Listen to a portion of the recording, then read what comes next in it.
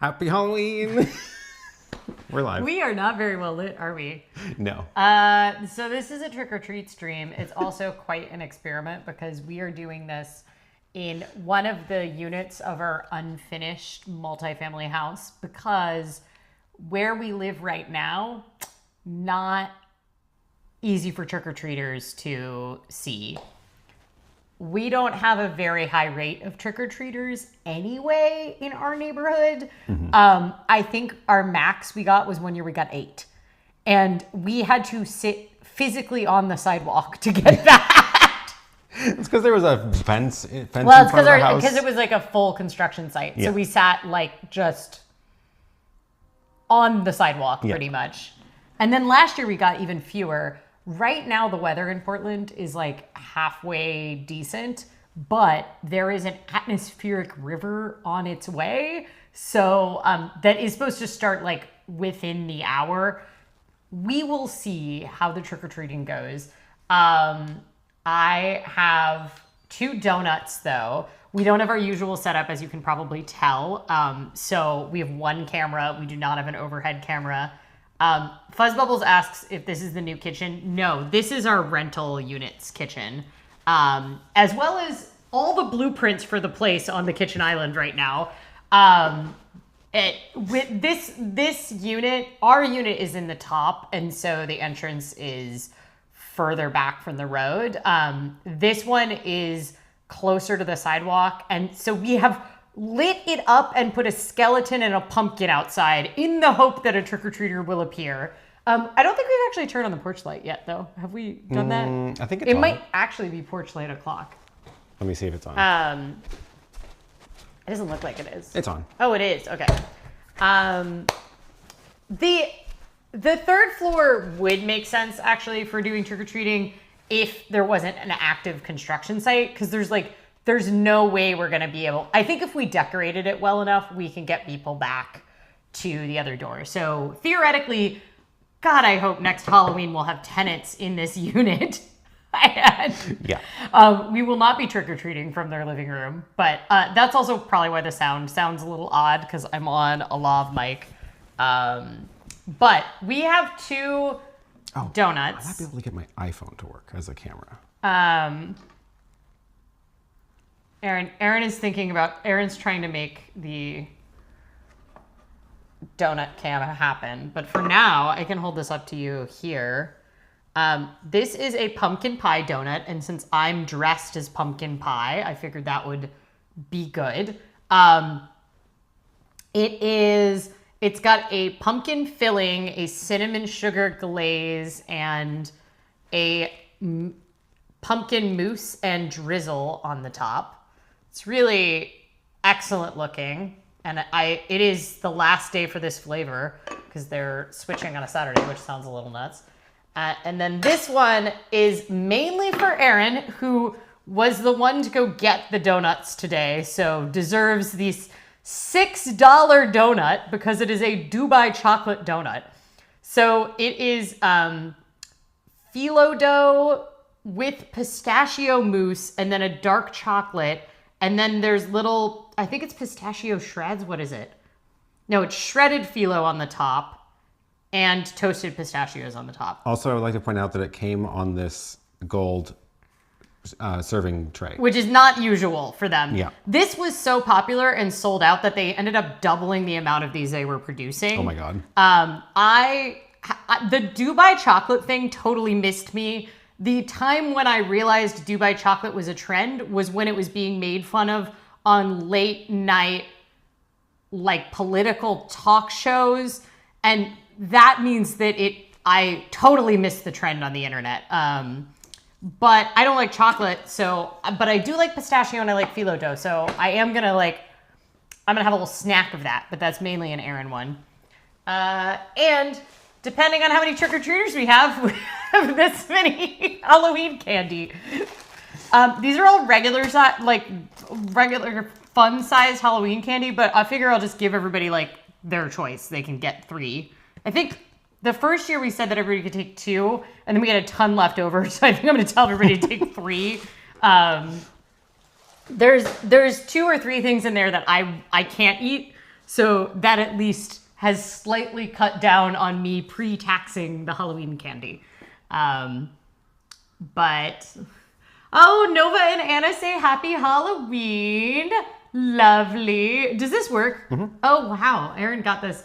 This setup is like, actually, well, I don't think you can show it without showing outside the window. Because I was going to say, the way you could film it from over there and I could show. Aaron's really set this up with extreme last minute. The entire, this entire thing is like the donuts take as much space up as the live streaming gear really here. But you can tell this is like an active construction site that Aaron has set this up in. So, including how many sheets? The 16 sheets, extra sheets of copper panels that we have. This happened because we did a copper ceiling in one room and we under-ordered by 2 panels? 4 panels. Well, technically I ordered the right number of panels, but when they went to install them, they installed it in a pattern that I hadn't calculated for. Yes. So Aaron wants everybody to know that he knows how to do math. But what he is not is a professional installer. And because of that, when the people that know how to make things look good installed them, they started with the pattern centered in the room. And because of that, it took 4 more panels than Aaron ordered. And then we ordered more and they didn't match. And then we were like, hey, these don't match. And they were like, okay, we'll send you another color match. And then those didn't match. And then we were like, hey, this is ridiculous. You guys make these here in the US. Why don't they match? And then they sent, and did it take 4 tries or just 3? I think 3 I think the third one was right. So there's And Aaron 2 even extra had to sets. Physically cut them and send them to... I shipped them a sample of the one they were trying to match so they could have it physically there with them. Yes. Yes, Eric says, Aaron is able to do math, but sometimes you don't know what you don't know. Yes, this is correct. Yes, Aaron is pumpkin spice. Oh, that's a better way to spell it. Maybe I should have done that. That's what I was imagining, but Aaron, I want you to know that Aaron printed this at, what time? 5:45 a.m. Printed and then ironed on. But also, this hat came pre-punked, which I find ridiculous. And I'm pumpkin pie, and this skirt, if you can see, this was like my main effort, as well as this is a vintage dress, but it came in a slightly too peachy shade of orange. And I went completely outside of my comfort zone and I dyed this dress. It's a synthetic blend, but since it's vintage, I had no information about what type of material it was. I was just basing it off my pretty good knowledge. Like, it had a Union Made tag in it, so I could date it to the late 1960s. And so I had a pretty good information that it was sometimes between 64 and 68. And then I have a pretty decent idea about what different fabrics feel like. So, and deciding how to dye your fabric is very, very dependent on the fabric type. But I used the RIT synthetic fix dye. I am a little nervous because you have to keep it boiling the whole time. I didn't dye our house, which was my big accomplishment. And I was very, very paranoid I was going to dye the house, burn myself. But the other thing was that you can't use food, you have to boil it the whole time, but you can't use food containers because no matter how much you clean it, that dye is in there. But luckily we have a giant stock pot that's for canning. And it's actually so large, it's impractical for anything else other than canning. How long did it take the water to boil in that, by the way? Because it's huge. I mean, it took forever because I had to have, and also the dye it changes the boiling temperature as well of the water when you put it in there. I don't know, it's witchcraft. RIT is witchcraft. But I love how I watched RIT has an excellent website and they have all these official videos, but they're doing it in an electric dye bath container that you know, it's like kind of like a crock pot boiling sort of situation. But they describe everything calmly. And then I watched a video of someone that was like, watch this before you use RIT synthetic fixed dye. And it was someone who just very humorously told the story of her successfully doing it, but just all the various mistakes that she made. And it was such a great example of like, and she was like an experienced crafter, but hadn't dyed synthetics before. And was like, yeah, this is a great example of how it looks extremely easy in the controlled environment produced by the people who make dyes, therefore have all of the equipment. The lattice piework skirt is an overskirt. So theoretically, I'm going to be able to put this over other color dresses and be like cranberry or apple or blueberry pie. I can't think of any other pies that would really have. But also, this orange dress is quite nice and it fits me quite well. So now I have to think of something for which I need a dark orange maxi length 1960s dress. Something besides Halloween. Yeah. Yeah. But it does have a giant bow too. I think you all can see that. Yeah.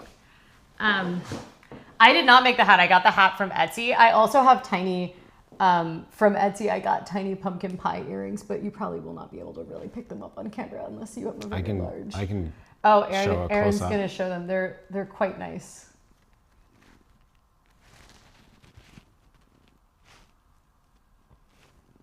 They're very cute. They're like very realistic. Yeah. Also, the pie is extremely realistic. Yeah, I even love that it's got like the little like crack that you get in the top of your pie. Oh my god. Yeah. Ridiculous. I really do own like an unreasonable amount of fake food head pieces, but I have more use for them than the average person. That's my argument. It does feel weird. A lot of the reporting I've been doing is on SNAP benefits, which are food stamps, supplemental nutrition assistance program. SNAP benefits are due to expire tomorrow. And so I've been like doing a bunch of reporting on that. It looks like they actually will not expire. This is because of the federal government shutdown going into its second month. And they were due to expire tomorrow, but a federal judge essentially said, like, you all, that's illegal. You can't let SNAP benefits lapse, which is very good because it would be devastating for a lot of people. And it felt a little weird to be dressed up as a pumpkin pie while working on reporting on SNAP benefits expiring.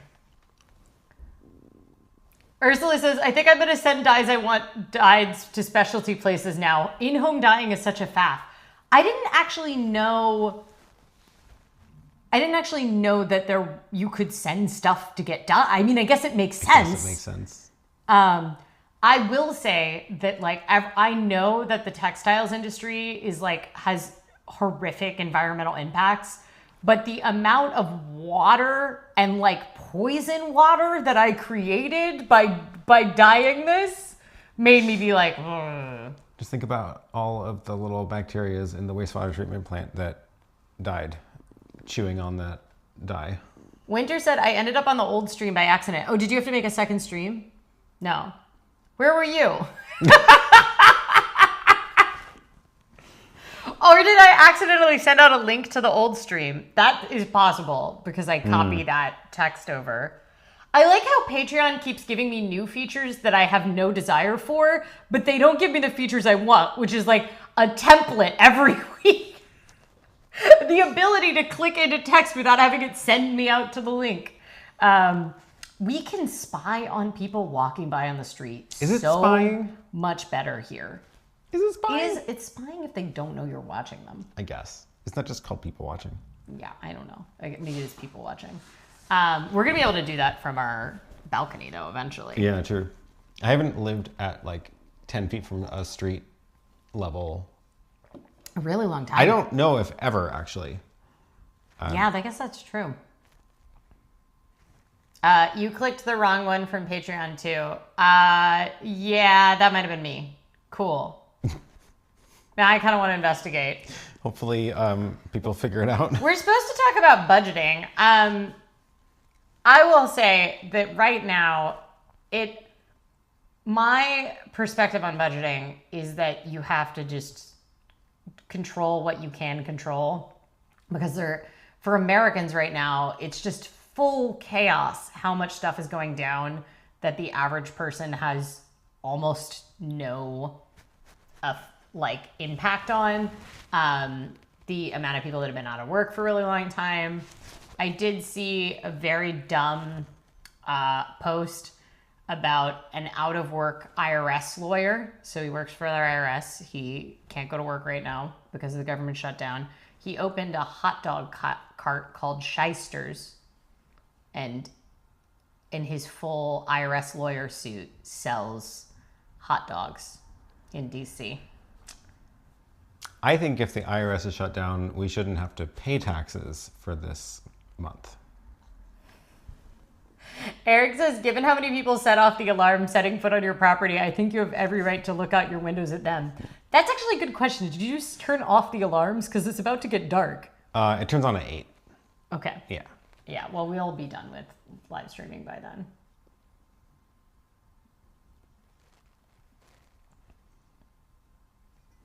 I know if I open the preview screen before you start the stream, then on YouTube, the Apple TV doesn't tell me when you go live. I have seen that too. It's very annoying. Interesting. It's specific to the Apple TV YouTube app. Yeah, the desktop one does it fine. I think maybe the phone also does that too. It's just YouTube's fault. But that's the thing is, like, I do have my partner manager at YouTube. You should author them. Yeah, because that does sound like a feature request for them. Sometimes I assume that they know problems, and then all of the streamers in our cohort will be like, yeah, it's super annoying that XYZ happens. And then the UI developers will be like, oh, I didn't know. Mm-hmm.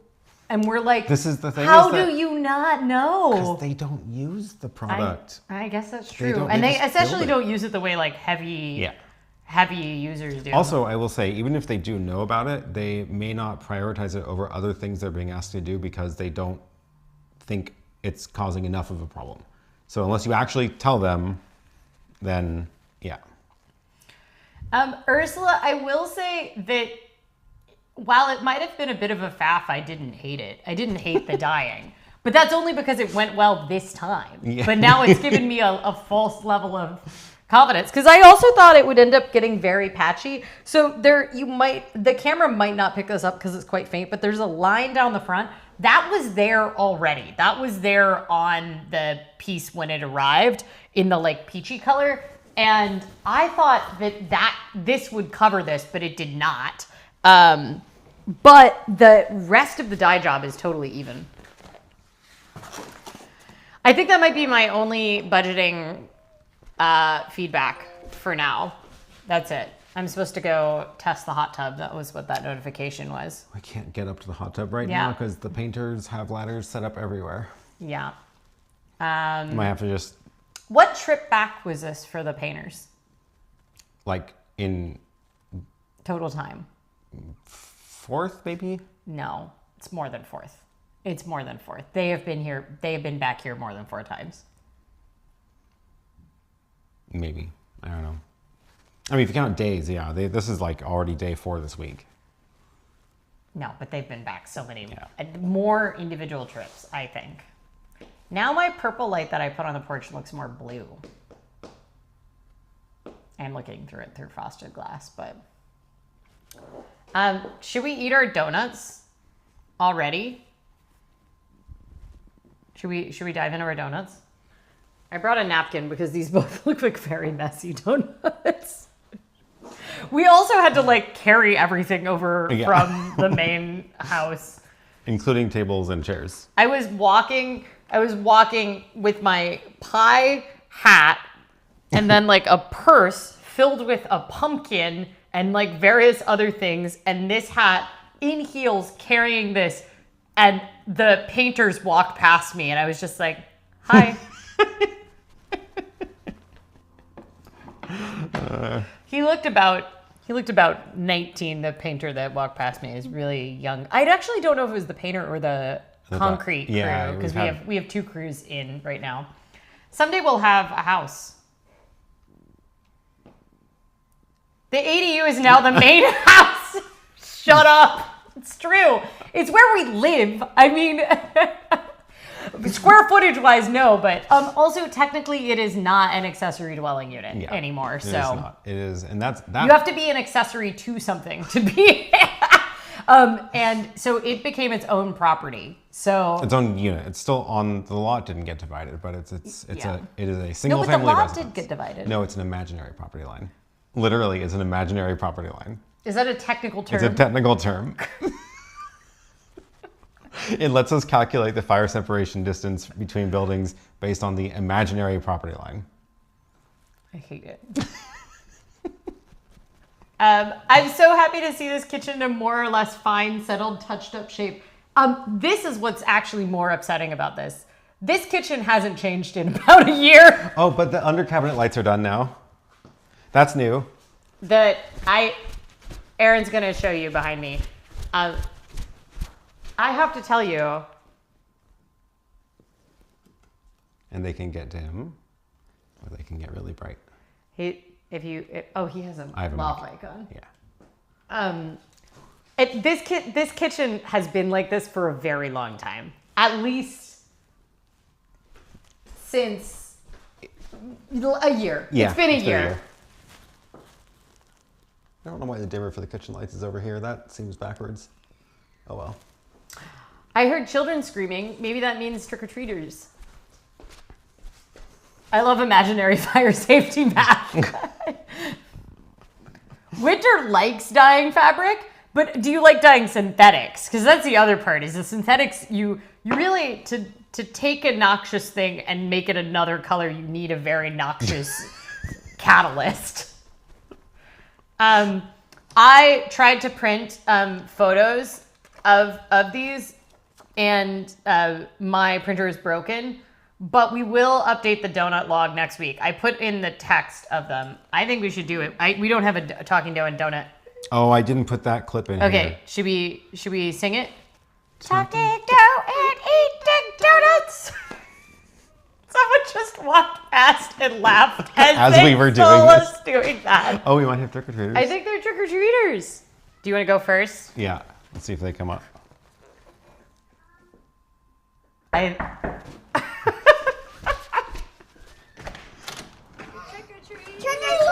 Here you go.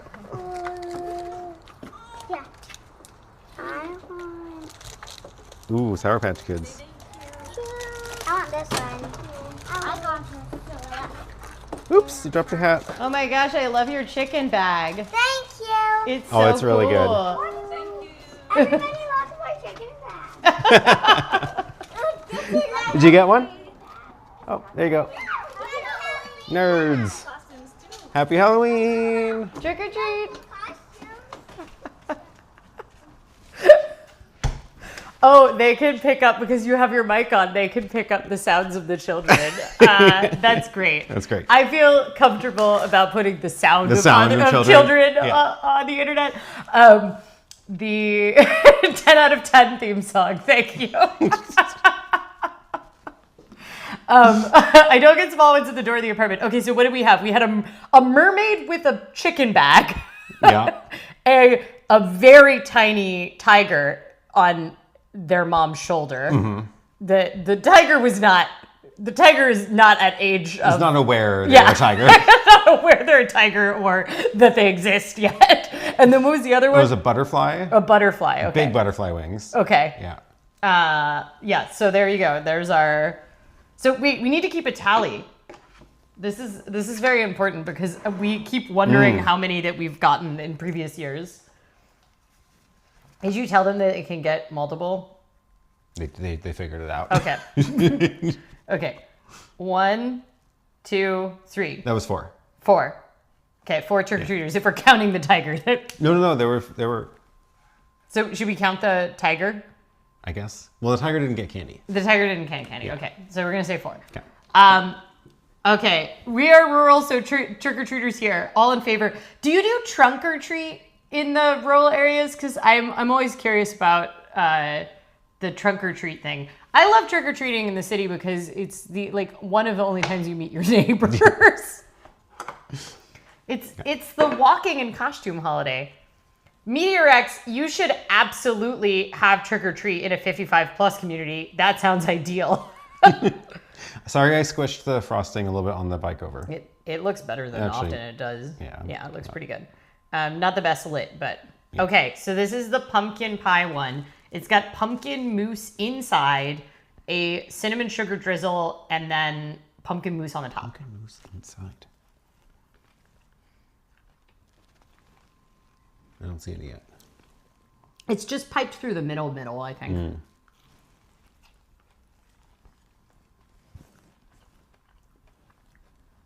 Oh, Eric says we had 40-mile-per-hour winds and cold rain tonight. That's about to happen here. I was looking at the rain graph on my phone, and it's like coming right now.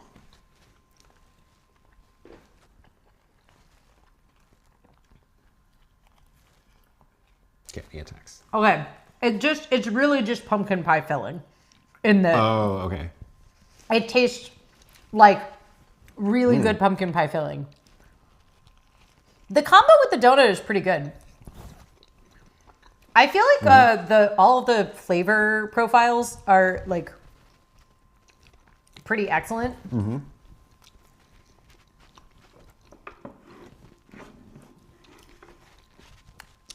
I feel like I hear a trick-or-treater, but it might be the contractors walking past our door.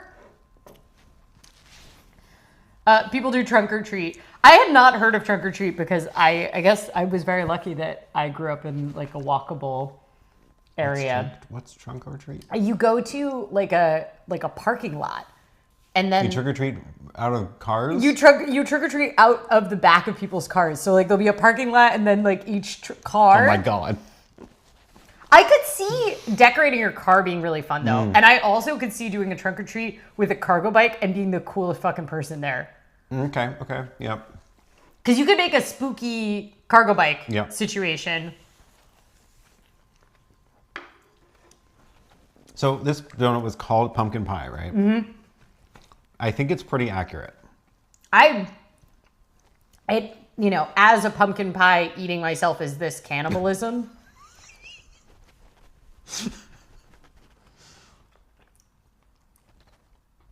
What do we think? Is it a vegetable? Are you a vegetable? It is a vegetable. It's a pumpkin. I didn't, yeah. Are pumpkins fruits? Or am I going to find out that pumpkins are fruits? They grow above the ground. Didn't we decide there is no vegetable? Like nothing is a Nothing's vegetable, but everything is a vegetable. Yeah.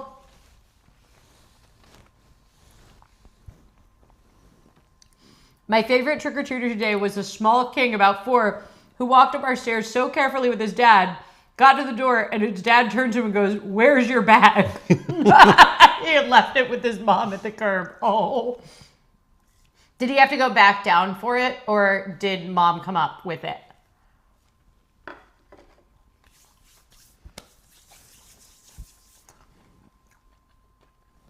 Maybe the trunk or treats are new. I give that I don't know. It might be a 5 out of 5. I think it's a 4.5 out of 5. I think it's 4.5. It is exactly what it says, and it did a good job of it. And I don't know what else I would say it is. And it should be a donut. I don't see any reason why it shouldn't be a donut. Yeah. I like how our new category is should it be a donut? Be a donut? We really need to design a new version of this. Yeah. There was a possibility that the donut store will work with me and the printer on an The printer of that one. updated version of the donut log. There's a discussion. It is happening. So I like it. If you need a donut log merch, well, because I was like, here's the thing. I don't want to sell it as Oh My Dollar merch because who else needs a donut log like the way I need it? But you know who else needs a donut log? The other people that go to the donut shop that I go to, that every month that they launch new flavors, they have to turn off all of the delivery apps for the first week because they get so much traffic. And that's also why they usually switch to the new flavors on a Tuesday or a Wednesday, because those are like slower days. Oh my God, that's crazy. But they're starting the new flavors on a Saturday. You okay? Yeah, it might have been because I just ate a bunch of cinnamon sugar in front of lights. Or it could be because I'm in a construction site. I did sweep a little bit in here. Yeah. Stirred up all the dust. Thanks. I didn't have a dustpan though. Yeah, I that's why can there's a see all the pile of- dust with the light. Oh yeah. That's probably why I'm sneezing.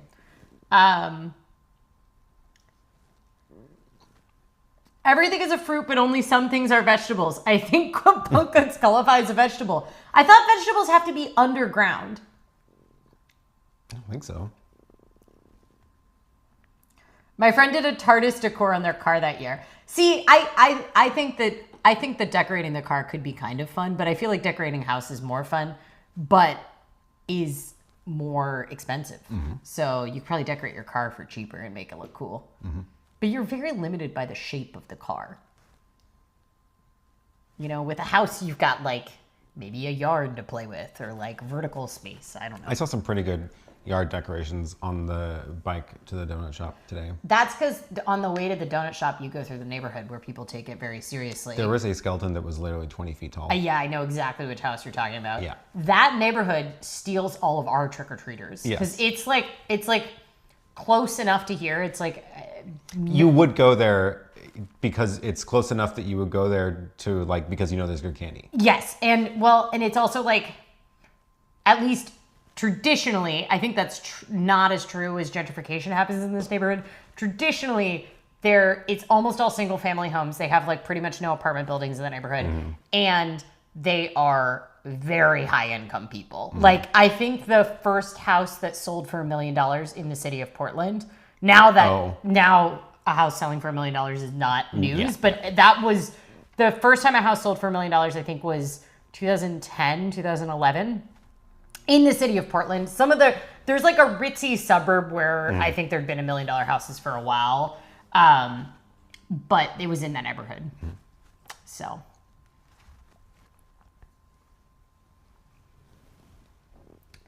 I missed the budgetober, so I'm currently starting Budgetvember. You can really budget anytime, but also we will have someone is doing what is she calling it? One of our forumers is starting a November challenge where you essentially just make yourself feel good every day. Slavember, I think she's calling it Slavember.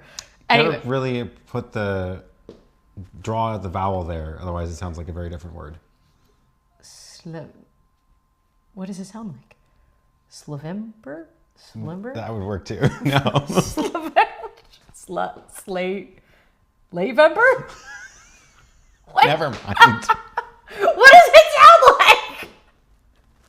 I feel like we're doing that game where it has the words and you're trying to make you say something bad. Anyway, Slavember. Slavember. But that's what it is. Yeah, that's why you have to say it that way. Yeah. Anyway. I think, I don't even know if that's the name now. Okay. Did I just make that up? But we always do a Get It Done December one, and we do a January Snackuary challenge, which is for food budgeting. Some people use it for restaurants. Some people use it for like overall grocery budgets. We'll see if America still has a government in January. That might influence things. But also a bunch of people are now hitting their goals in the 25 in 2025 savings challenges, which are like a year-long thing. So a ton of people have just hit those. I am very excited. I'm going to be doing a lot of mailing next week. And I may do a live stream doing mailing from my office. My new office. That's very exciting. It looks more exciting than this room, I have to say. Oh, we decided that we're not going to do any sort of permanent attachment of live streaming gear in the office yet. To air in the live streaming equipment is interesting to my live streaming viewers. I don't know if that's, I think there's two people on this live stream that care about that. Figure out what angle you're going to get of the office. Yeah, we haven't committed. So we might do we might try to come up with like a poll system where people can tell me which angles they like. Because we have a couple different ideas, but we don't want to permanently install anything until we really know like which way the room is going to be used. But the room is looking amazing. The current candidate is that the live edge table is going to be like at an angle in the back of the shot, and then the desk on the other side. Yeah. Well, that's also kind of true from any angle in that room. It's not entirely true, because if we do the live streaming poll in the corner, you wouldn't see the live edge table at all. You'd see the cabinets and the desk. Yeah. You probably still see a little bit.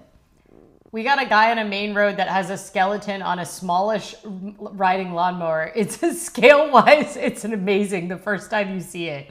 See, and yeah, Eric and Redium and Rex are the only two people I think maybe that would be excited about that.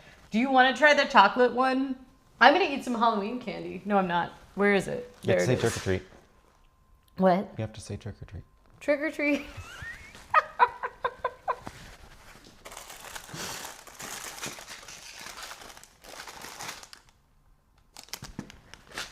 I think there's enough Sour Patch Kids I can have them. Mm-hmm. I hope the kids all take the Reese's. I might take the Reese's. Also, I have a question.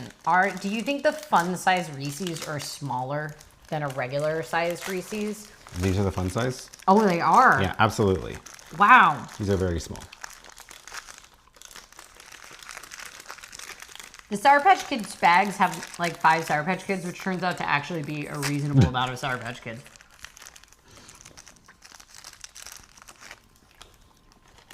Look how tiny. You know what?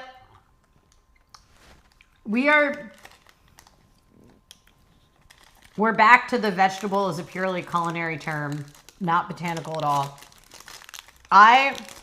It's been so long we've had all these vegetable discussions, I've forgotten what we landed on, except to say that everything is a vegetable. Mm-hmm.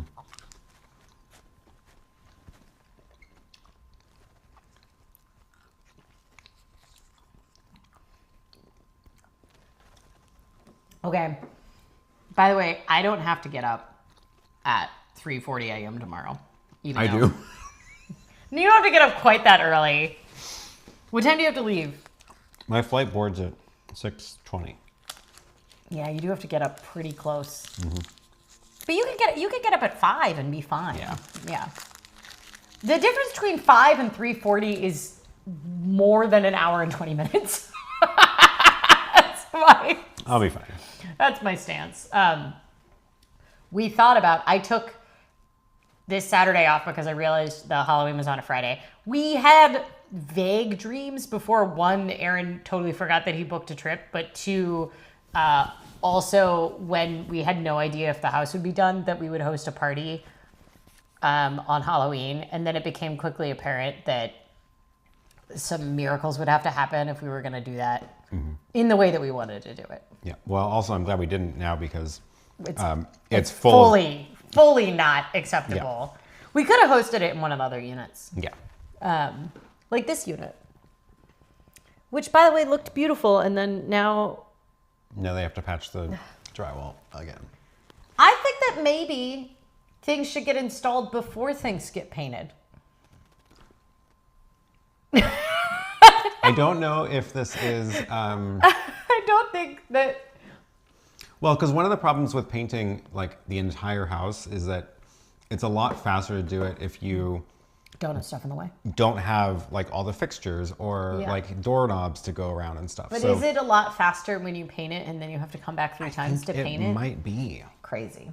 Because like it was chaos when they were doing the actual painting, and they were using the middle of the floor for the painting the doors too. So.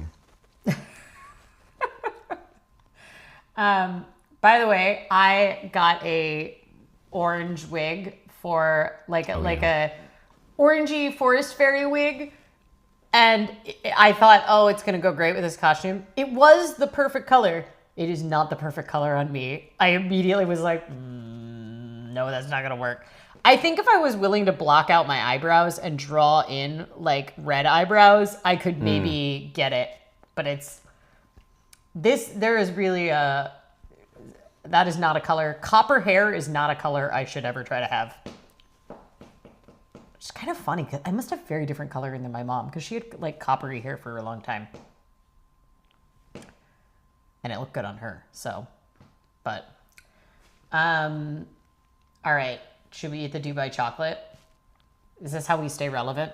It's like months after the Dubai chocolate thing. Okay, there you go. Look at that with the gold foil. So, it has pistachio mousse, and then it's coated in dark chocolate, and it's a donut, and then there's shredded phyllo and toasted pistachios on the top, and it's like, that's a hard that's shell. a hard chocolate shell. It's a hard shell. Wow. So, Okay. I think give it a go. Aaron, do you need me to like film close-ups of you eating? No. Ooh, it smells good. I want to take a bite, but I think Yeah. you're going to enjoy this more than me. Ooh. Is it a vanilla donut on the inside? Mm-hmm. Interesting. Just a regular raised donut. Oh, it's very chocolatey.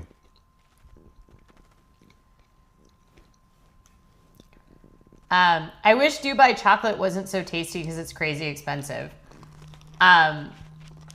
Is Dubai chocolate just the name for the like this combo of things? I still don't really know what it is. We also get to watch people parallel park in this. Dubai chocolate, what is it? There's pistachio filling. There's what? No, it's tahini filling. Pistachio tahini. Wow. Whoa. Okay, I do want to try a bite. Really good.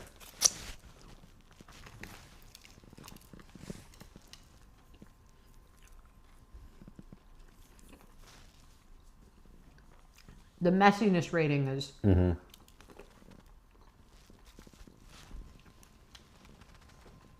Okay, so I see why it's a Dubai chocolate. Looking at the Wikipedia picture of a Dubai chocolate.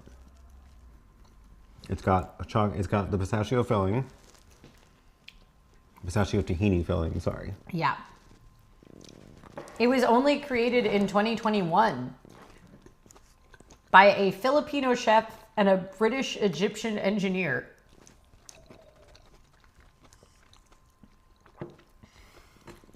Oh, I like that Eric just also copied this from Wikipedia. Thanks for being our Wikipedia. It's good. It does have some of the most expensive and hard to source ethically ingredients in the world. It's good. I mean, I've never had a Dubai chocolate before, but I do want one more bite, I think. Okay. But only one more because it's so chocolatey. I want to get like more of the pistachio and less of the... Yeah, the filling is really good. I think I would support... I think I would support the concept of it just being that cream. Like, I want to have a Dubai chocolate without the chocolate. Dubai white chocolate. No, but white chocolate is also gross. It also tastes like chocolate. It doesn't. White chocolate is chocolate without the chocolate. It's just the chocolate butter, cocoa butter.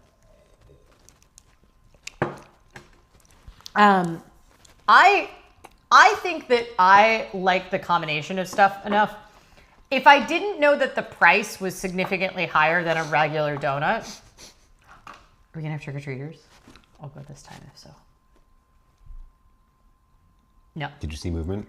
No, I think what I heard was contractors upstairs walking around. I got it so excited. I have a feeling I have chocolate on my face now. Do I have chocolate on my face? A little bit on your lips. Great. What is your rating going to be? Absent of the price. Is it my favorite donut I've ever had? No. But it is really good. And it is accurate to what it claims to be. And it does deserve to be a donut. It deserves to be a donut. So I think 4.5 again. 4.5. Have we become tougher graders? I would also give it a 4.5. I'm not going to give it a 5 because it's chocolate. I'm happy it was a hard chocolate shell though, because I really don't like chocolate. What's it called? Like the frosting, like the soft frosting. Yeah. Yeah. But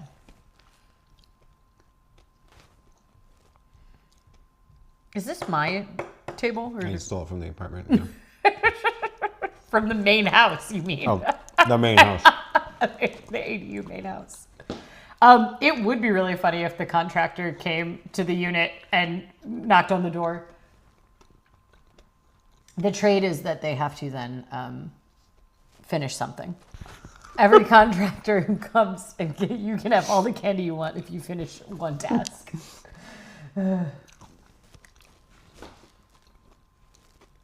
Ganache, yes. I don't like chocolate ganache. I don't like frosting. I don't like it when chocolate is Liquid? sticky. But I don't mind like drinking chocolate, which is almost sticky.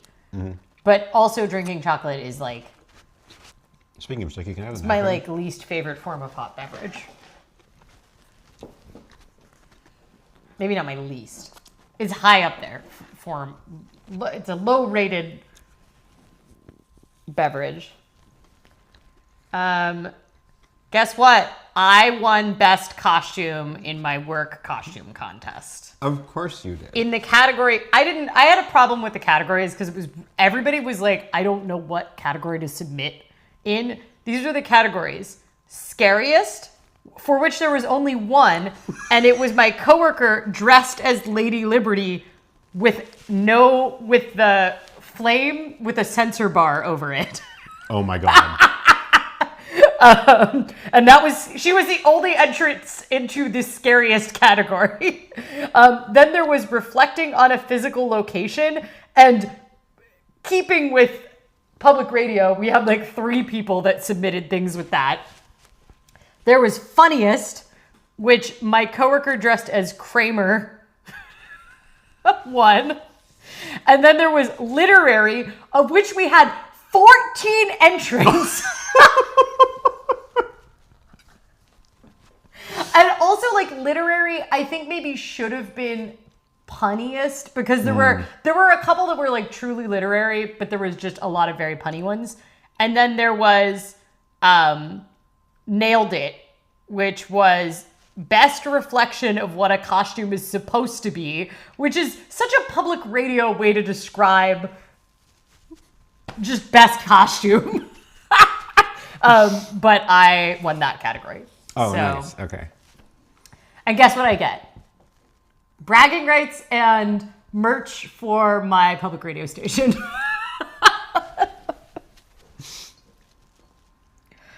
My house gets literally 0 trick-or-treaters because it's the end of a dead end. The 6 houses before mine do not decorate. Oh, that sucks, because everybody's like, I'm not going to go down that alley.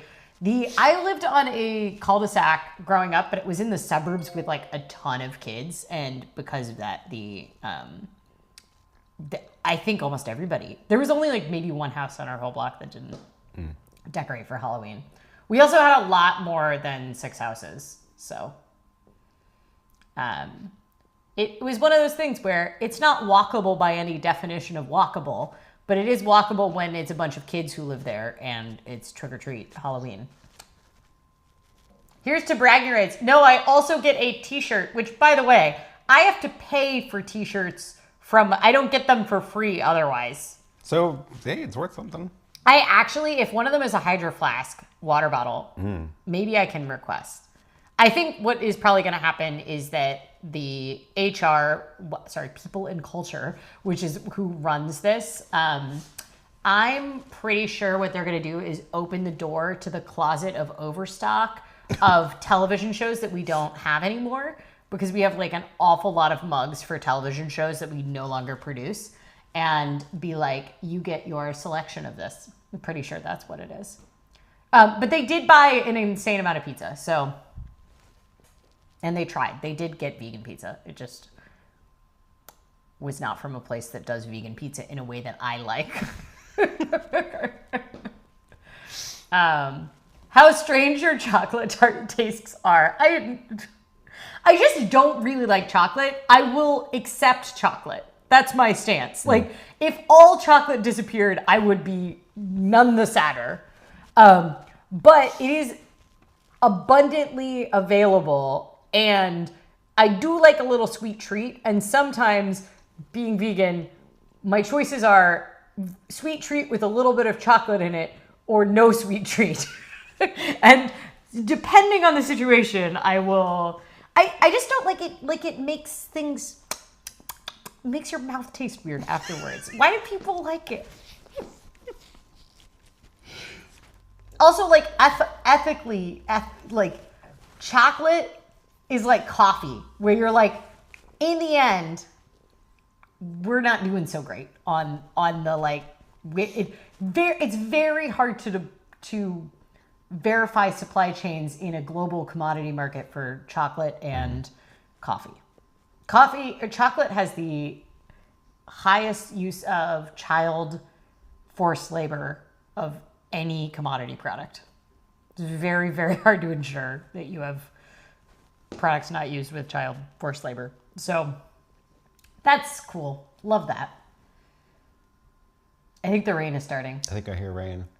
Yeah, our little skeleton in his little hard hat is getting rained on. Yes, our skeleton is still wearing a hard hat 2 years later. Do you think we'll have a house? Do you think we get rid of the hard hat when we have a house and then they're just skeletons? I just saw our contractors walk past. Do they want some trick-or-treat candy? How late does trick-or-treat go? Probably like 7. Should I go offer them candy? Yeah. Go ask them if they want to do trick-or-treat. You guys want some trick-or-treat candy? Oh, it's really pouring rain now. Thank you. Yeah. Thank you.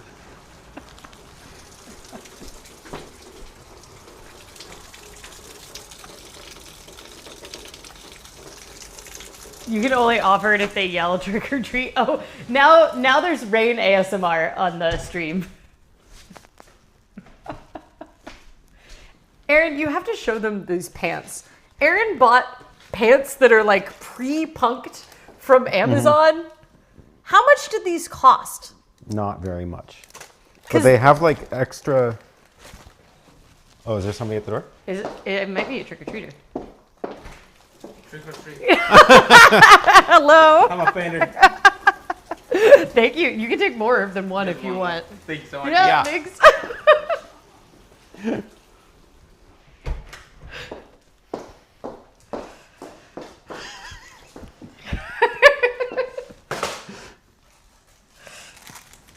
For every trick-or-treat candy I hand out. So do we put them on the trick-or-treat tally list?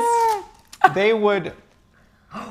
Oh, we might have an actual trick-or-treater. I see a really tiny child that's still being convinced that it's time to do trick-or-treating.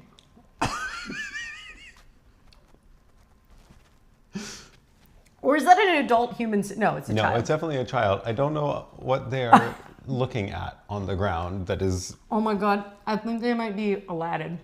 I think they might be Aladdin. It looks very cute. Oh no, your blue Okay. purple light went out. Guys, what, 5? Do we count the painter as a trick-or-treater? They didn't come for candy. He said trick-or-treat. Maybe they get counted as 1. Okay, we'll count him as They one. did say So we've trick-or-treat. had 5 trick-or-treaters. Is that child coming? Should I? How- Your blue light went out. Take the green one. Okay, we're really reducing. We're sacrificing our.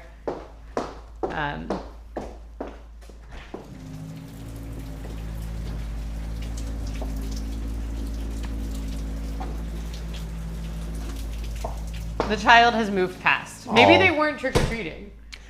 They could just be walking around the neighborhood at dark o'clock on Halloween night. Wearing a slightly unusual headdress.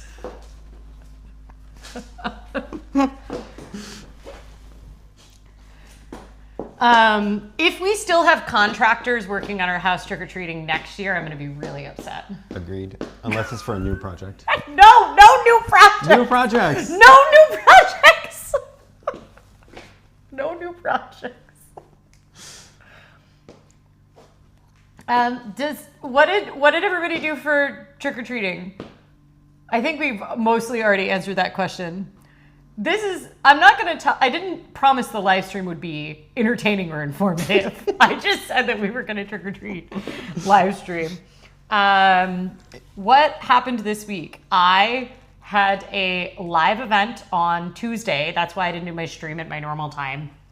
It was at Literary Arts, which is this like local arts nonprofit, as you might imagine. It's focused on like writers and authors. But they have a space that's a bookstore now, but they can host events in it. I walked into this and I was like, how are they going to host an event in here? But it's like this really beautiful like 2-story space, and they have like a little cafe in the back, but it's just filled with books. It looks like a normal bookstore, mid-sized. I guess it would be a small bookstore, but like nowadays there are no Borders or Barnes and Nobles really. So it's like, you know, I was like, there's no way they're going to fit. I was like, this is an unticketed event. But like, I know that hundreds of people have been invited, and it's been like on the radio and on television. And I was like, oh my God, there's no way. I knew that the event is like very nerdy. It was about highways. And so I was like, well, and it was a very rainy night. So I was like, oh, people are not going to show up for this. But I was like, I think you can fit 10 people in this.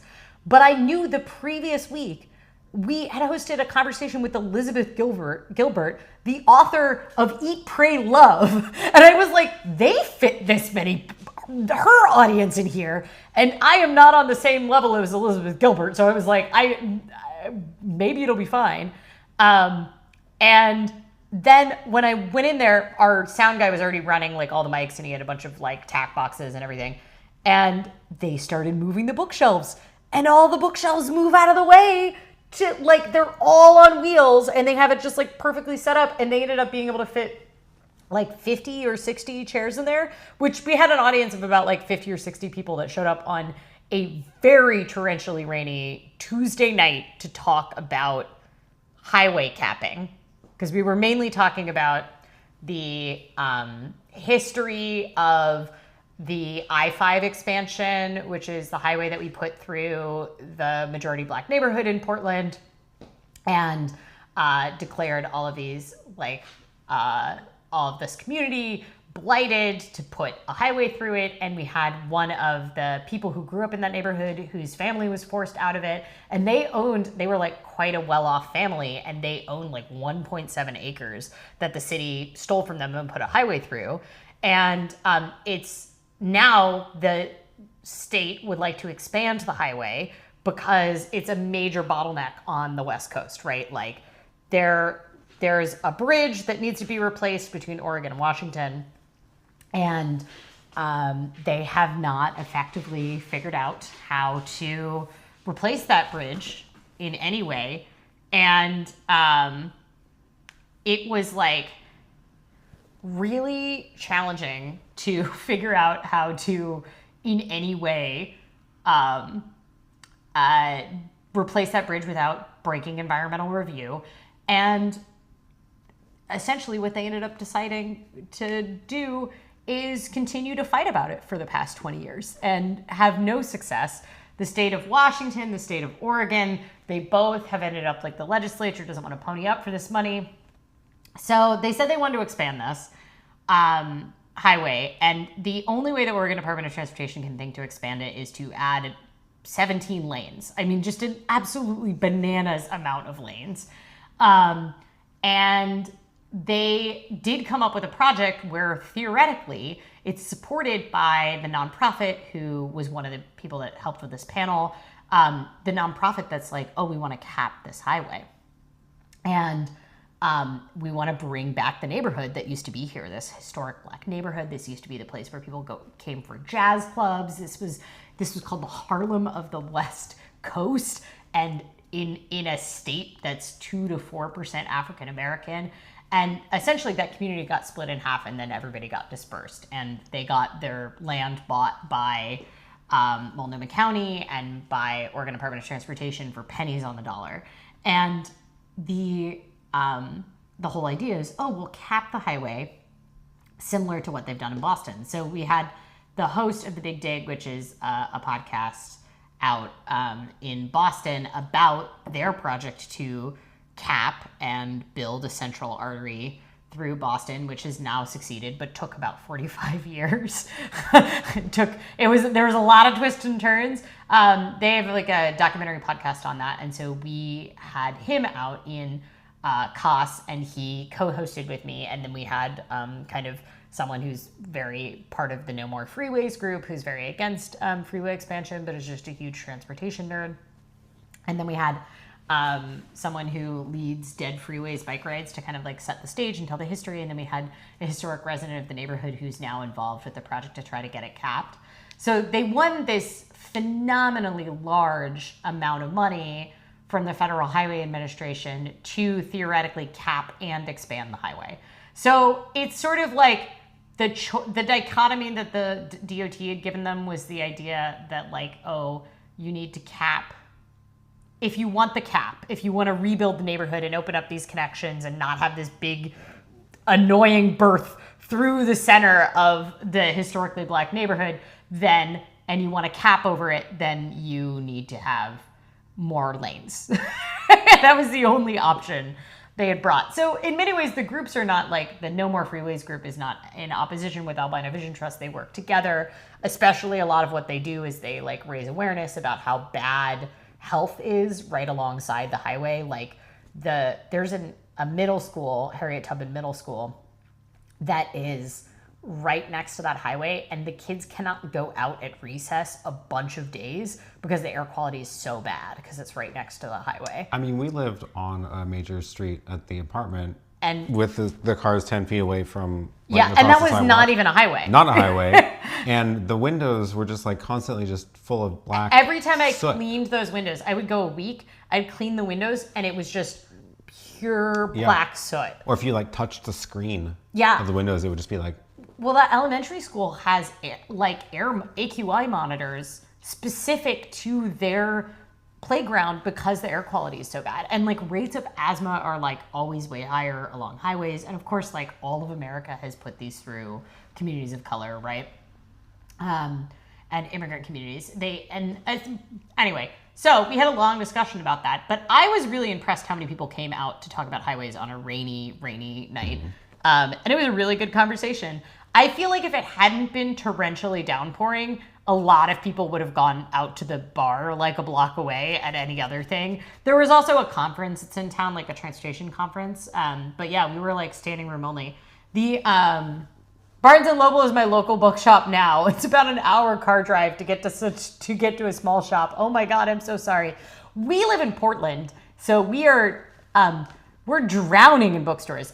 Within a couple miles of my house, I have a queer specific bookstore. I have a romance specific bookstore called Grand Gesture, great bookstore.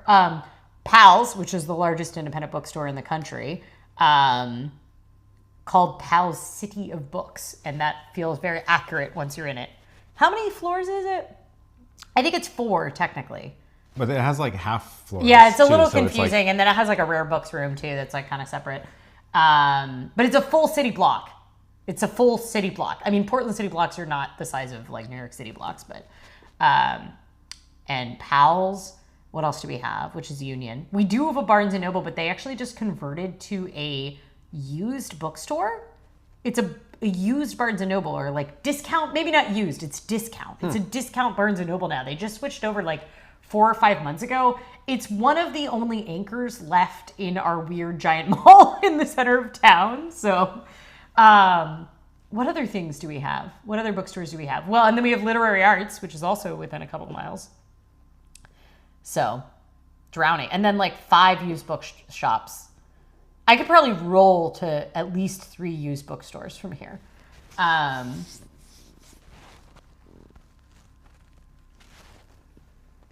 The triplex will be done by the time the highway is capped, and that I find reassuring. Well, so that's the thing is they got a bunch of money for the highway cap, but then it failed. Oh, Ursula, I know that Ian did a event in Seattle. It filled the Central Library Auditorium. How big is that auditorium? I don't know if I've been to the Seattle Central Library, but I don't think I know. Is that like the big center area? That's great.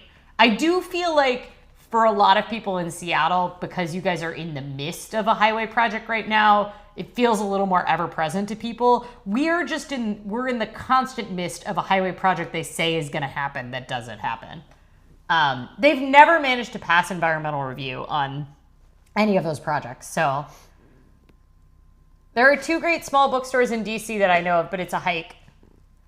Even non-bookstores near you have a large selection of books. That is true.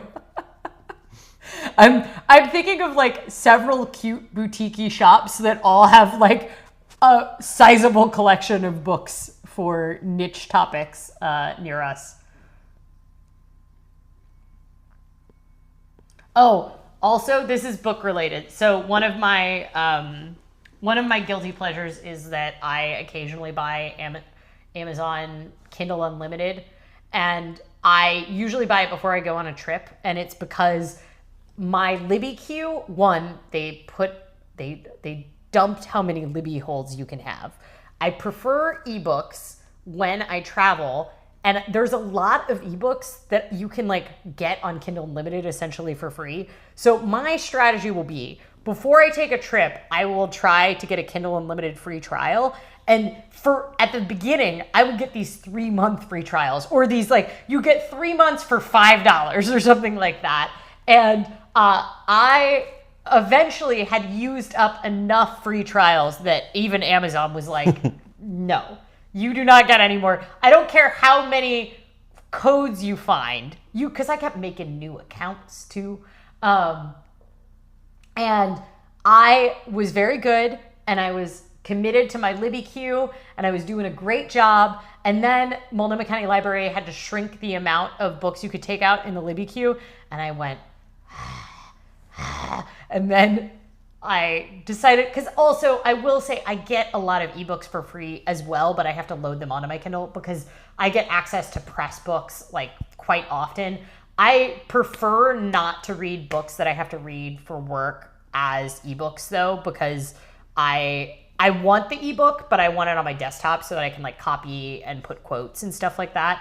But I actually prefer to like mark up the physical book or audiobooks if I can get them. But generally, if something is not published yet, the ebook is not out yet. It's like, in my experience, only really big publishers or really big authors will have their audiobook available like before, when you're doing press for them. Anyway, this is all to say, I have Kindle Unlimited back now. I got a month free again. I don't know what I did. I guess I was good enough at avoiding it and not using it. We have opinions about the tunnel. I didn't realize how stridently my 2009 tunnel boring opinions hold, especially now that I'm in transportation and even more confident I'm correct. One thing that we were 275 seats, that's amazing. I'm a little jealous that I didn't fill that much space now. I mean, I know that Ian was like the main draw, but yes. The Central Library in Seattle has a huge space, probably a few hundred people. It's amazing. I think Amazon is like, they can clearly, any amount of data detection would be able to see that I have a pattern of getting it unlimited, downloading a shit ton of books, and then going on airplane mode. Finance tracking related. Oh, thanks for bringing us back to budgetober. Are we really going to only have 5 trick-or-treaters? Because it's almost 6, and that's like... I feel like 7 is like when we give up. Okay, 7 is when we're giving up. You both have an amazing track record of tracking expenses or other life metrics. What's your strategy for catching up whenever you miss recording something? So I think I'll answer. I used YNAB way before it was auto-linked to my bank account. So I have a pretty good habit of entering them at the time of transaction. However, the times that I need to catch up are sometimes I'll have complex receipts. So our grocery receipts have become more and more complex, probably unnecessarily, because we like separate into categories, and then we also have this insane We have a ledger system between each other. and that ledger has to be entered in 2 places, and functionally 3 or 4 places for me, because I also use cashback apps for grocery tracking for my receipts. So I have to take photos of all of the things. That was not the question. The question. Yes. So, but for when I put those off, my strategy is that I make pretty art of my finances every month, and then if there's a category I'm behind on, then usually a month is very fast to fix. And the biggest problem will be annoying Aaron to fill in the utility spreadsheet, because we have our utilities are very complicated right now, so we're using a spreadsheet. We have a lot of systems. It's kind of a problem. We have all these like temporary systems that have now become effectively permanent. But the thing we procrastinate on is our joint ledger. Actually reconciling that. Yeah, and it's the reconciling it. We don't actually get behind on the entering it mostly. But we do get behind on So like if I go to the grocery store and buy something, you know, I'll put it on mine. I'll put it on my version of the ledger. I'll put a to-do item into or shared to-do list. And then theoretically, Lily will at some point go enter it on hers. And if she buys something, she does the same for me, and I go enter it on mine. And every 6 to 12 months, we go back through the list and compare them and see how far off we are. We have a permanent monthly check-in to do it, with the idea that we would like go to a coffee shop and we would do it, and it would be like, oh, we'll get like a little treat and then we'll do it. If we only go a month, it takes 15 minutes tops. More like 5. It's often 5. Yeah. At 15 minutes to like get set up and convince ourselves to do it. However, it can get really out of control if it's been like 6 months. Yeah. The last 2 times that we've done it and we've had to catch up, how have we made ourselves do it? I don't remember. I think it's ended up being like one of us is like, this balance is out of control. Yeah. Because essentially we wait till we reconcile it for like me to pay. Okay, I saw someone walk past and they're clearly in a costume, but then it's also Portland, and that might actually just be their regular look, because it was like a pink, blue, and white faux fur jacket and animal horns. And both of those look like things I see on an average daily basis walking down our street. So okay, so let me answer my version of this. yes, Aaron puts it off more than me. I do. Well, I used to be a lot better about entering the transaction as I was like buying something, but that was when I was like eating out a lot more and like going to coffee shops more often. And I don't do that very much anymore. And now grocery receipts, which I absolutely put off until later, or like Amazon purchases or household online purchases of various sorts. So for me, most of the time I'm actually doing data entry in like catching up anyway. Yep. And I will usually try to more than once a month like go and catch up on things to not let it get out of control. So I don't make pretty graphs. So I guess my motivation is just that I want the data to be complete and my budget to be pretty in YNAB. So yeah, I don't know. Yeah, well, I have a second YNAB budget, and that one I do kind of put off because I don't manually enter any of those transactions. I use YNAB for my business tracking on a separate budget. I started doing that too last year. Oh yeah, and the main reason I try not to put it off is because I have my business finances on extreme automation, and so I like to check in with it at least once a month to make sure that like I'm not going to overdraft my business bank account, or I'm or you don't have any fraudulent charges on your card like I had to deal with this week? Yeah, I had ACH fraud, and that was like, It was one of the ways that I caught it was because I was entering transactions. The other reason I do it, and this is my, like, this has less to do with just the like completeness motivation, but I don't like to like have too much money sitting in the business when I could move it over into my SEP IRA and it could start being invested. And but if I don't do my reconciling, I don't know how, because your SEP IRA is based on a percentage of your profit, right? So I try to actually move it in. I try not to wait till the end of the year to do it, but I need to have a good idea of what my actual like profit is in my business. And so I try to do it like once every 2 months. I used to do it every month when I was like earning more money in my business, and then I wanted to keep it like up to date. But Well, so I just started. so essentially more money is my motivation. Oh yeah. Okay. If you really think about it, Yeah. it's like, cause I'll be like, man, I really want to make the transfer to my SEP IRA. But often, because my finances are pretty automated in my regular life now, and I don't spend a ton of money, one of my big motivations for entering dumb transactions, cause like I have to, now that we get paid every 2 fucking weeks, there's just, it's like they're all slightly different cents off for my transactions for my retirement account. I hate it. I hate it. Everything used to just be all set. But I enjoy watching my net worth graph go up. And the only way to do that is to log in and then update those transactions. I started doing YNAB for my YouTube accounting. So specifically for the YouTube channel, it is a self-contained business, and I have not put any money in or taken any money out in like 5 years. So it's all just the self-contained thing. And I started using YNAB for it, which has turned out to work really well. Last year, in March, had to catch up with a year of transactions that I had procrastinated on, which was not fun. And then I did taxes based on that. And then finally last month, so yeah, it was September, like mid-September or something, I was like, I've been talking about doing this, and I need to just do it. And I did it as a members only live stream. And now you've done that multiple times. And I did the second one last weekend. Yeah. So, and the second one went a lot faster, as you can imagine, because it was only a month of data to catch up on.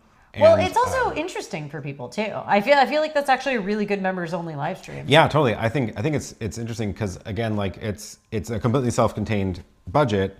So it's like I record the income from like the Amazon affiliate links and the YouTube income, and then figure out what I spent and how much money I have left to. I actually do budget now. That was that thing I did last weekend, was I caught up on the actual budget rather than just the data entry of like going back through and making sure my categories have money in them for the annual fee I need to pay for like the stock music or whatever, right? Right. So anyway, now I have, so I'm trying to do that every month. Thank you for joining, Winter. I think we're gonna last another half hour. I feel like it's 6:30. Mitch had a actual like specific question. Do we stress about individual expenses, or if it's off, do you just do a reconcile? I wouldn't say I stress, but for my personal budget, I'm almost This was never about off. our joint account. Our joint account. Yeah. So we've done this a couple times. We do stress a little bit. We try to make it accurate. Yes. But we have definitely, over the years, gotten to the point where if by the time we like finish, going back and forth and doing the data entry for the last 6 months or whatever, if we're off by $30 and we've made like an attempt to try to find where that is and we can't find it, we just say whatever. Yeah. But if it's like $200, we'll like do more digging. Yeah. I think the threshold, I think last time we actually set a threshold when we were like going a little mad trying to figure out what it was. Because usually what will end up happening is that one transaction on one person's account was entered as an inflow instead of an outflow. Mm-hmm. And then that will make it seem double off. Yeah. So it'll be double the gap. And occasionally, and because YNAB is not set up for the way that we're using it, it doesn't have the most amazing tools ever for doing this. And I think we set the threshold at like $15 last time. Yeah, I think 15 was the point at which we were like, if it's less than $15, the amount that we make per hour does not make spending another hour trying to figure out what. It's all magic money anyway. It's all fictional money anyway, because we even though we have separate finances, we live together and share most household expenses. So and technically it's all mine if you die anyway. So not the other way around though. We've talked about this a bunch of times of like, should we just stop doing this and like have a single credit card that we just buy Oh all my the God. groceries we on. thought about it so much. Yeah, but the problem is that We both want we the both data. want the data of how much we spent on groceries, and if it's a single account spending money on groceries and household goods and maybe like utilities and maybe the cats, which would all be Which would normal seem like- things to share. Which also would be a completely logical thing I would recommend to anyone else. Uh-huh. Like, I would be like, wow, it seems like you've introduced a lot of unnecessary complexity into the way you're doing your finances. Yeah. Do what I say, not what I do. Oh, I did float the idea of what if we had 4 joint credit cards and we used the credit cards for the categories. But Mitch, why? 2016, Why? I have a question. Why do you need 9 years of historical data about your expenses? I had this conversation with myself when I started using YNAB in 2015. I was like, I really would like to know historic data on this. And I realized very quickly that it was going to be The point. nearly impossible to actually do that. So I was just like, nope, starting from 0 here. Yeah. And now I've got 10 years Mitch, no. because I have it. No. I mean, I get it. I wouldn't want to lose everything if got I it. moved out of YNAB. Maybe I would just go back like 1 year or 2 years. That's why you make the data charts every month. And then Yeah, it's true. it's not lost. It's Yeah. just transformed. Yep. No, the transactional data is not helpful to you. Is your life look the same now as it did in 2016? Because the budget is meant to make your life easier, not to make your life harder. And it isn't easier to have a good idea of how much you were spending on groceries and housing in 2016 on a granular transactional level. That does not in any way serve you in 2025, 2026 to have 9 years of historical data. Okay, that's an art project though. That's not, yeah, okay. I mean, that's an art project. We were talking about like the practical reconciliation, and I think what you are expressing is that you want to spend some time working with a cool data set, which is fine. And I think using your own data with that is fine. But yes, I guess you could visualize that into something kind of cool. Every time I've seen people try to do like visualizations after they like break down large data sets of their personal finance data, they'll do one of those inflow outflow maps, and it turns out they're not that interesting. And this is the thing. I think they're cool the first time you make them, but they're not that. I don't even think they're the most beautiful graph. This is the one where it's like the size of the block is like the yeah, dollar and then amount, like and it's then the it'll, flowy lines, and it goes into the center, and then it like comes out the other side, and it's not. I want it to be cooler than it is. Yeah. Eric says don't do it, and I agree. Don't do it. That's a bad idea. Can we get some more trick or treat? I can't believe nobody's come in like 40 minutes. I've run out of tea. I guess I have to drink water. I can go make you more tea. Wish we had that hot water tap. It's all the way up in our new unit. Oh, yeah. Oh, the question was on the day-to-day. I spent way too long trying to find the last $1.60. Yeah. Oh, this has happened a few times too, where like it'll be like, you know, we'll enter 2571 and the other person enters it as 2517, and you're like this weird number of cents off that like it's almost impossible to find at that point because you can't search for any number that makes any sense to find it. And we've absolutely used to track all those down to get to the penny, and have in the last couple of years decided that the 45 cents is not worth it. You want me to go get some tea? I think there's a lot of dust near the floor because every time I lean over, I start coughing.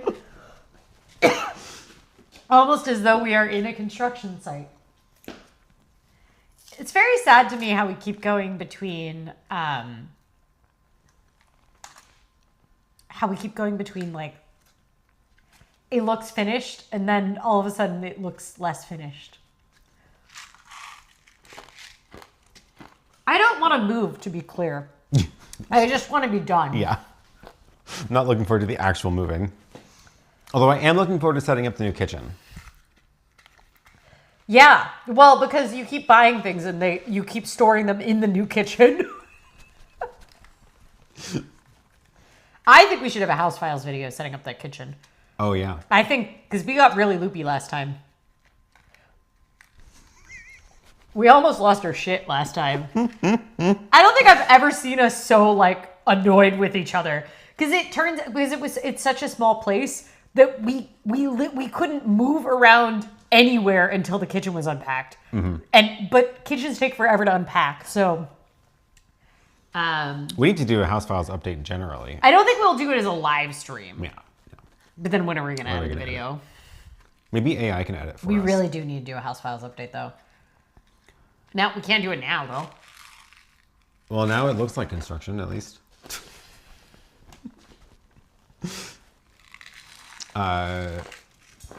It would be funny, actually. Too bad I'm gone tomorrow. Eric has 2. We have 5, but one of them was a grown-ass painter. The rain stopped, though. Thought it was going to be pouring by now.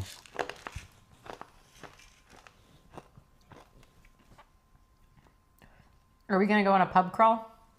I need to pack.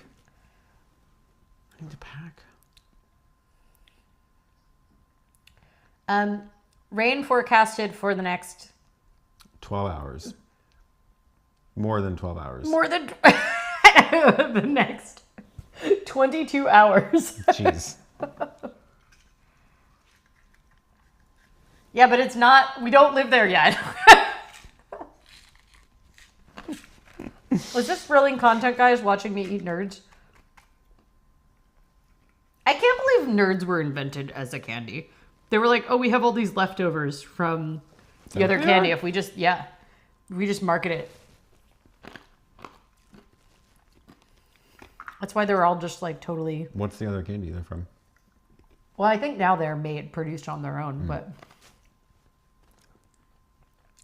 Oh, the East Coast people are going to bed. That makes sense. Fair enough. Wait, Meteorite's not even on the East Coast. Night. Thank you for coming. All right. I don't know if we're being very amusing anymore. Yeah. We don't have any... Do we have any other activities? I could go make some tea. Bedtime at 9 p.m. on a Friday? I mean, that seems like a very reasonable bedtime to me. My bedtime is 7:40 on a Friday. Yeah. Sometimes I make it to 8. Tomorrow, we get an extra hour of sleep. So, tomorrow night. It's time change on Sunday. So, although not Meteor X, right? Because there's no, Nevada doesn't do time change, right? No, it's Arizona that doesn't. Oh, it's Arizona and Indiana. Well, only part of Indiana. And I'm not going to Europe. For the last 4 years in a row. Oh, that's true. I've traveled to Europe over the daylight savings time change, which Right. means I don't get daylight savings. Wait, didn't you get it twice last year because you went there when it changed there and then it changed? Oh, I think that happened too. Yeah. I went before it changed there, and then I came back and then it changed again. Yeah. Crazy. Yeah. But this time I'm just going to the East Coast. So, I guess it works out really well for me then, because I lose only 2 hours. Oh, yeah. So it'll be less bad. Yeah. I get to stay up tonight. We'll see if I make it though. But I slept until almost 5 a.m. today. So Breakfast on the Bridges was awesome though. We don't have an Apple TV in here, so I can't show anybody pictures. There were some good costumes. Yeah, we had really solid. We had a pizza rat. We had a bread pigeon. We had my dad dressed as one of the Breakfast on the Bridges coffee mugs. The grandma mug. The grandma mug. This is like a grandma with a rainbow, but it was a full mug costume that my mom made. Are these sweatpants made to look like... Are these jeggings, but then they've been punkified? This looks like my sewing level when I don't care anymore. I can't tell if They just never surged an edge on these pants. But I think it's actually, that's not like added, that's the actual fabric.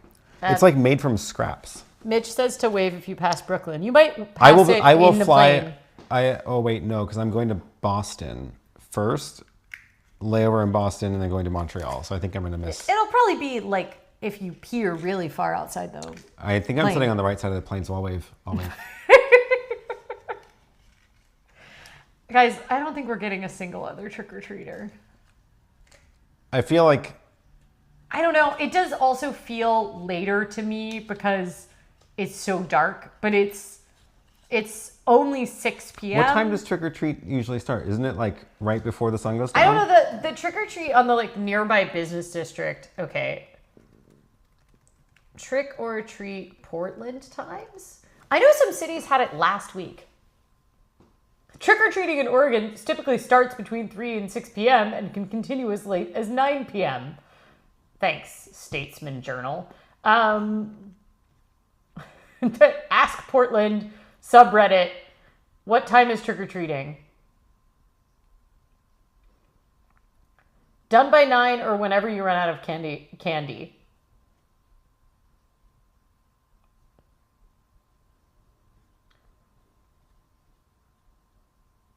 I'll take my kid at 6:30. He's really little. But you should ask your neighbors. I will say that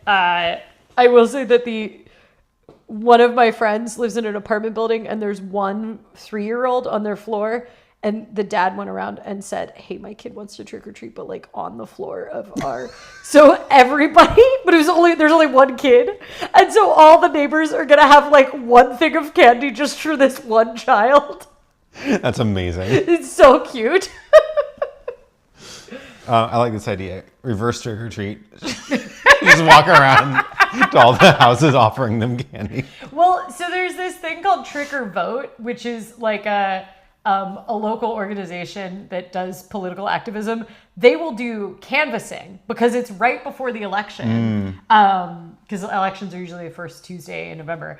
And it's right before the election, and it's the one night of the year that people will answer the door to people knocking on their door. And so they would do trick or vote. So you would like go in costume, and then you would like canvass for signatures.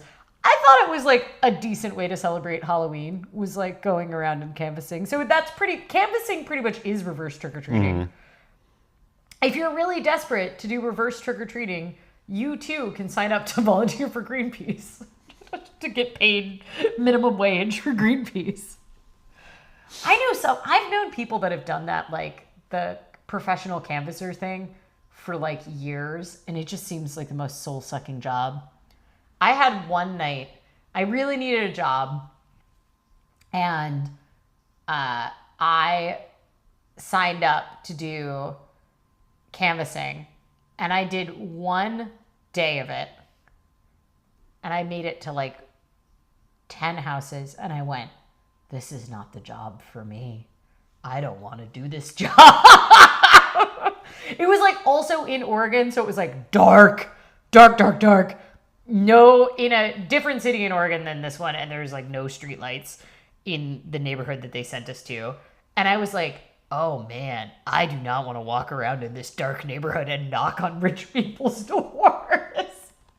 I did do some canvassing in Salem, which is like the state capital, and I did some more canvassing in Corvallis, which is like a college town in Oregon. And a college town canvassing, when you get assigned the college blocks, are actually really fun. Because you know who does not mind a canvasser knocking on their door? College students. Like, I got like frat houses, and you'd get like so many signatures. You were like, what were any of those the real name? I don't know. But yeah, college kids are like way more willing to talk to a random stranger, especially if you're like about the same age as them. Is that still true, or is that not true anymore? I wonder. It's an interesting question. Yeah. Y'all, I'm fading. I can't believe there's been no more trick-or-treaters. I feel like we should try to make it to like 6:30, but we can also just put the bowl out. Oh no, I'm losing my pie symbol. Oh no. All right. We've been streaming for a long time, though. Yeah, it's true. It's Do you want to try to make it to 6:30? Does anybody have an activity for us to do? We should have brought one of the bazillion, like, social card games that we have down. I like how we're just turning this into Dan and Phil games, only we're not Dan and Phil. Not nearly as amusing. It's a real skill, entertaining people on a live stream without talking about financial topics. I don't have anything to say about the federal shutdown at this point. I've used up all of my stuff at work, which is to say, no hope. No hope left. Does it really say non-GMO on the pumpkin spice logo? I recreated the logo perfectly. This was the only thing I actually copied from the actual spice jar. I found a photo of like the spice jar on a product listing and then cut it out in Photoshop and pasted it. But everything else is recreated. Thanks for showing me Aaron looks cute in fishnets. I agree. This fishnet shirt is like the only flattering fishnet shirt that's ever existed. Aaron actually looks quite good in this. Oh, I should have like cut off the sleeves. That would have been... Eric says we're solidly in the don't answer the door hour. I think that if we lived here, we would just leave the porch light on. But Yeah. I don't want to stay in this empty room. I know. There we go. How about that? No. No? No. Nope. The combo is not great. But also, so much punk rock fashion is not good. Mm-hmm. Like, it turns out when you're mainly teenagers and people in their early 20s, fashion sense is still very weird. And so a lot of punk fashion is not very good. The people that are good at it are exactly like the same that are good at dressing in any category of fashion. Mm-hmm. But I would say the majority of it is quite bad. It's just like if you look back objectively, most emo fashion was really awful. It was just like funny t-shirts or band t-shirts with really tight skinny jeans. And in my era, very low-rise skinny jeans, which is like, why would you do that to yourself? And the only people that look good at it would have looked good in anything because they like curated outfits and stuff like that, or they were conventionally attractive but with an emo bent to it.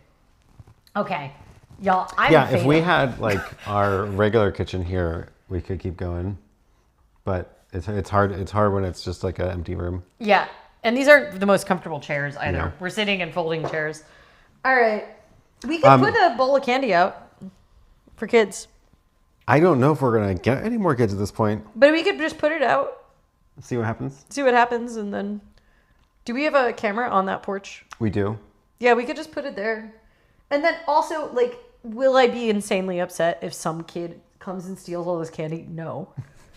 Like, I mean, Yeah. I don't think it's very nice, but Are the cats gonna murder us? They haven't been fed. yeah, They usually get fed before your live stream. I know. They heard the printer go off, and that the sound of the printer they associate with live streams, and therefore getting dinner earlier. Yes, they might murder us. Okay, y'all. Thank you for coming to the live stream. Hope this fulfilled your entertainment requirements for the evening. Thanks for hanging out with us. 5 trick-or-treaters. It's better than none. We're going to try to leave the candy out and hope that, we can survive. Hope, whatever. Yep. If the teenagers do clear it out, I don't care. Like, whatever. Good for them. They're good for them. They get some candy. And it's out of my house. Which, for my... Do you want to take whatever ones that you want to save? Reese's. I think that's it. I'm going to say take one. Oh, wait, and a Kit Kat. Okay. Okay. Trick or treat. There we go. You have to say trick or treat. Trick or treat. And then if they get stolen, and then if they don't, hopefully they don't get waterlogged. You got no one. Sorry, Maggie into Woods. It took all of the ones that you would have taken. I Yeah. don't like any of the chocolates, so I'm glad Aaron has it. I took a Sour Patch Kid, a Twizzler, a Sour Patch Kid, and another nerd. Look at our Halloween haul. Halloween haul. We bought it.